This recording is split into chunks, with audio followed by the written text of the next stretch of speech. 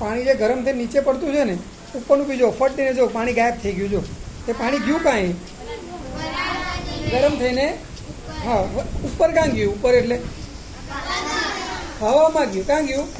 હવામાં. આ ઉનાળામાં આવું થાય, તાપ પડે ને એટલે પાણી ગરમ થાય ને વરાળ બનીને હવામાં જાય.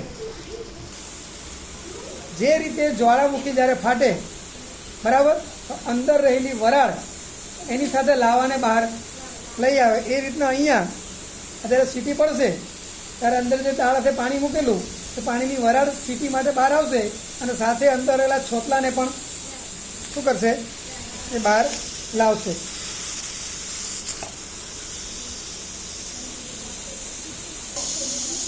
જો આ દાળ જો એની સાથે શું બહાર લઈ આવી? બધા છોટલા બહાર લાવી ને. એમ જ્વાળામુખી જ્યારે ફાટે તો અંદરથી લાવા આ જ સિસ્ટમથી બહાર આવે. અંદર રહેલી વરાળ પોતે તો બહાર આવે જ, હાથે કોને લઈ આવે બહાર? કોને? લાવવાને.